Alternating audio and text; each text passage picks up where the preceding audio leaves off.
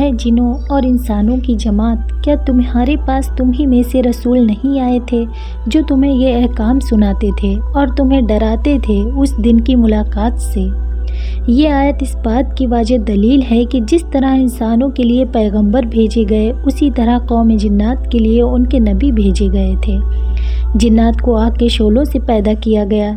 جنات علم ادراک اور صحیح غلط میں فرق رکھنے کی صلاحیت رکھتے ہیں۔ جناتوں کو انسانوں کی طرح احکام و فرائض دیے گئے ہیں اور وہ ایک خاص شریعت پر چلتے ہیں۔ انسانوں کی طرح ان کے بھی حساب و کتاب ہوں گے اور انہی میں سے ایک گروہ مومن اور دوسرا کافر ہے۔ حضرت آدم علیہ السلام کی پیدائش کے 40,000 سال پہلے ابو الجنات حضرت سموم علیہ السلام کو پیدا فرمایا گیا۔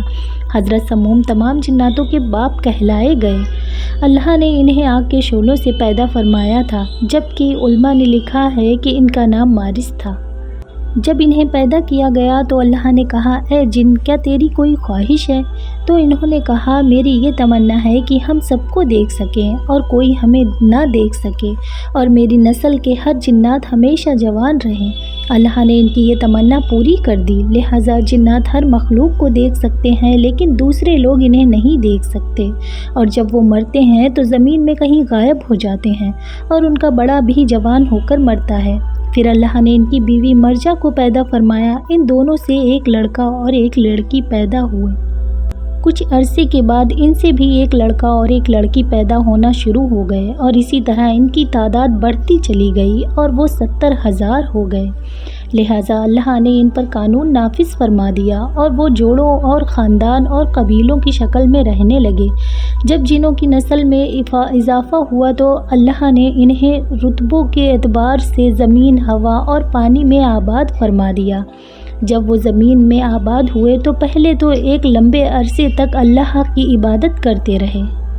پھر وقت گزرنے کے ساتھ انہوں نے اللہ کی نافرمانی شروع کر دی اور زمین میں خون و خرابہ، فساد پھیلانے لگے۔ ان کا ایک بادشاہ تھا جس کا نام یوسف تھا۔ اللہ نے یوسف جن کو نبوت پر فائز کیا تاکہ قوم جنات کو ہدایت ملے۔ انہوں نے اپنی قوم کو دعوت خدا بندی دی تو جنوں نے انہیں قتل کر ڈالا۔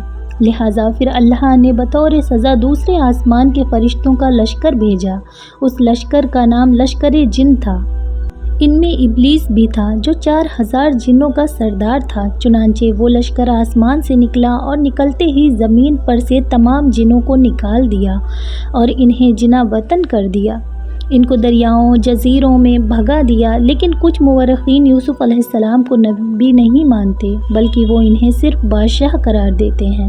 ان کے نزدیک اللہ نے جنات میں سب سے پہلے پیغمبر عامر بن عمیر بن حجامہ کو پیغمبر بنا کر بھیجا تھا، لیکن کچھ ہی عرصے بعد جناتوں نے انہیں قتل کر دیا تھا۔ اللہ نے دوسرے پیغمبر کو بھیجا جن کا نام سعید بن ملک بن حجامہ تھا، جن کو جنوں کی ہدایت کے لیے بھیجا گیا، لیکن انہیں بھی جناتوں نے قتل کر دیا۔ لہٰذا یہ سلسلہ اسی طرح 800 سالوں تک جاری رہا اور انہوں نے اس دوران 800 پیغمبروں کو قتل کیا۔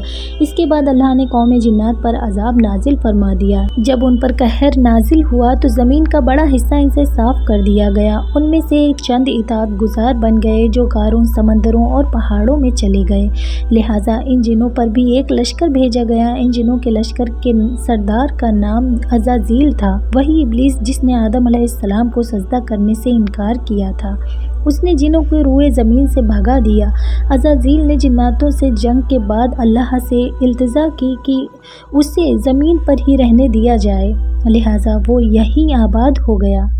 اس کی نسل خوب بڑھی۔ اتنی کثرت سے عبادت کی وجہ سے اللہ نے اسے 7 آسمان اور زمین اور جنت میں جانے کی اجازت دے دی۔ پھر ابلیس نے روئے زمین کے جناتوں کو اپنے ساتھ ملانا شروع کر دیا۔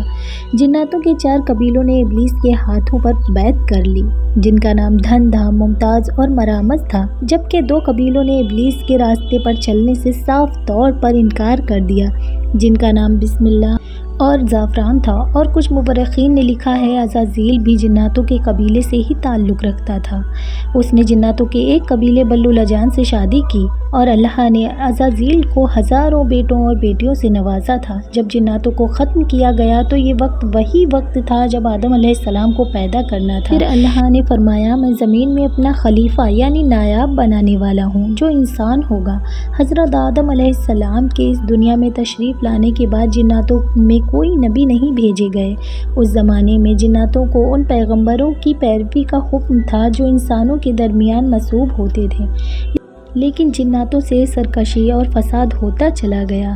پھر اللہ کے پیغمبر حضرت آدم علیہ السلام نے ان پر قابو پایا اور انہیں دوبارہ پہاڑوں اور جزیروں میں اور میدانوں میں جانے کا حکم دے دیا۔